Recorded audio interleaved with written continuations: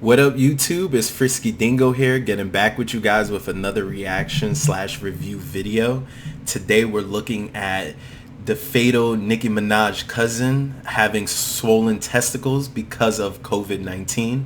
And what can I say? This is just one of those funniest things that you could read on the internet. Me being, Puerto Rican, South African, part Jamaican, it's actually pretty funny to see something like this being displayed. I think it's hilarious because it always goes back to that old school, like, Caribbean. I heard my aunt and my uncle and my aunt's friend, cousin. So it's mad funny to me that she says something like this, and then the Trinidadian government had to come out and be like, we don't know what she's talking about. Like, we have no proof of these swollen testicles or anything like that. So I think it's pretty funny that we got to see that play out, like, real time. The government saying, listen, we got nothing to do with this. We tried to reference check the cousin. There's no cousin. And then Nicki Minaj going into like a ballistic rant, attacking everyone, telling Joy Reid to eat shit, other people to, chomp on D and other type of things. So, I think it just really comes down to something I've always said. This goes back to Malcolm X days. This goes back to Martin Luther King days. You can't really expect black celebrities in general to, be really on the know-how of these type of topics and issues. And it's always good to, remove yourself in these type of situations, because celebrities are not the end-all be-all of information, especially not Nicki Minaj. Most of these celebrities, they don't have a BA or a MA or anything that has to do with science or technology or anything like that. They're just entertainers. So unless they're like Shaq, who has like a degree and is like a doctor, then I'm not gonna really, go off a first word of someone like Nicki Minaj, especially who's had a titular history of misunderstanding situations. If you go all the way back, she got attacked for calling herself Monica Lewinsky, Nicki Lewinsky. Going back, she got in trouble for referring her name as Roman's Revenge, aka like Roman Namchowski, that weird European American guy who I don't really know too much about it, but I know he was in America. He assaulted a little girl, and then he moved over to Europe, where he hasn't been prosecuted for like mad years and still makes movies and makes millions of dollars. So there's just like different type of things that she's gotten in trouble for. Most recently, it would be her dating a guy that has been identified as a child molester and or I forgot the savant word for it, but basically he's considered a child predator or something like that. But I don't know the context of the direct story. From what I remember, it was him dating. He was like 20, dating a girl that was like 18, 17. And in the hood, that's like really common. So I remember being real skeptical about it because it was just some information I can't remember. But moving on to the point, obviously Nicki, is gonna have these type of issues. Nicki's gonna, go on the internet and start attacking people. So I think ultimately that was the fun part about it. Getting to see Nicki's real self, because I always tell people, like, I love celebrities, but celebrities from New York, like, they be fake. They fake a lot of the times. Like, they're all like trying to be like non-staticky and all that. Like, it's real funny to see, celebrities come out their real zone when they're from New York. Because once again, I'm from New York, live in New Jersey, and one thing I know about Queens girls is that they real about the action. So it was funny for me just to see like Nicki Minaj become her real self, like, hot at the mouth, disrespectful, XYZ.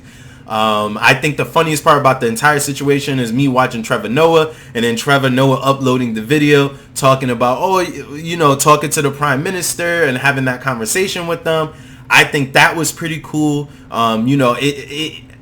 Trevor Noah said it best. It'll take someone to basically take a small event and trivialize it to the point where people only take that as the representation of what that place is. And what Nicki did made it look bad for Trinidad in general, because one, she made it seem like, once again, they don't know what they're talking about. They can't identify their own people. They have no control over the the coronavirus vaccines. They're just giving it to people, and then those people are supposedly getting their testicles swollen.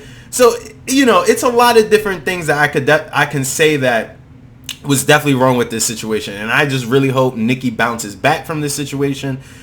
She never does too well with these type of things, like especially if someone's coming at her. So I think that the best thing she could do is literally just disappear for a little bit, drop a couple of tracks here and there, and then, you know, get right back into it. And I think that would be the best thing for her, because ultimately no one wants to see her, you know, end her entire career off of her saying some crazy stuff about COVID. And I think that should definitely be the case. Nicki Minaj has a good history of helping people. She has a good history of helping the black community. She has a good history of representation. The only thing she's done bad in is speaking on things that she has absolutely no clue about, and or referencing those things. And this is the time and situation where this has happened to her. So once again, you know, I'm not mad at her. I'm not really, you know, hostile when it comes to especially black women. We have to be very careful in these situations, because as we know, with black people in general, you have to be 150% perfect or you're held to a higher standard. And with Nicki Minaj, that seems to be the case a lot of times. You know, you have all these other women who participate in showing their body and being sexualized, but anytime Nicki Minaj does something, people want to come at her. Not saying, to clarify, what she said about with the Malcolm X thing was real, because let's be real, Nicki Minaj is not no Malcolm X. At the zenith of Malcolm X, he was ostracized from the Muslim, the Nation of Islam, and as we know, that was his life legacy. So at his zenith, he had no relation with the Nation of Islam. He lost his house through a burning. People were attacking his family. You know, he lost all his friends and loyalty people that were close to him because of the whole Elijah Muhammad, you know, sleeping with little girls thing and not taking care of them. And it was just a lot of things. And that being said, Nicki is nothing close to that. I mean, even in the sense, we understand that even Malcolm and his friends were beefing. You know, he was really good friends with Muhammad Ali, Sam Cooke, and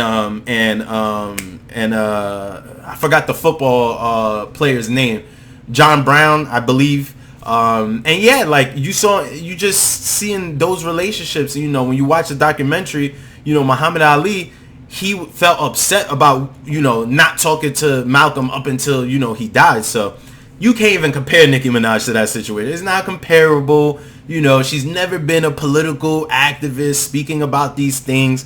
She will purposely go on her radio and talk, you know, BS about a girl than the issues that are going on. So I'm a holder to that standard.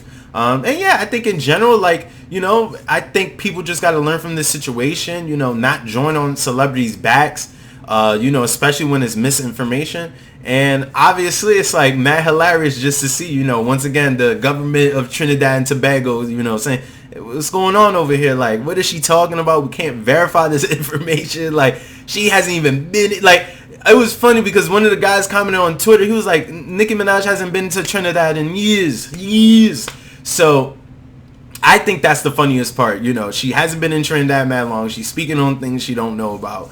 You know, shout out and salute to, you know, the whole Barb clan. You know, I don't want them to ever attack me. I love Nicki Minaj. I know a lot of her songs since the beginning.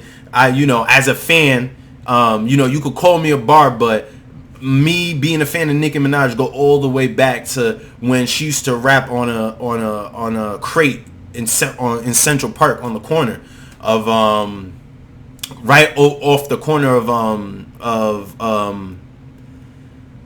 sheesh, if I remember correctly, it was like right off the corner of where the Apple store currently is. But yeah, I remember that era. So, you know, shout out to Nicki. Hopefully she could get herself together after this situation. And you know, like I said, it's no harm and no type of calamity that can come to her for this situation. I think everyone, you know, should give her a break. I think that anybody that speaks out on these type of things and don't know what they're talking about should get a break, because ultimately that is what people do. You know, they're going to speak about things they don't know about. So hopefully we find out more information of what's going on, and I will see you guys in the next one.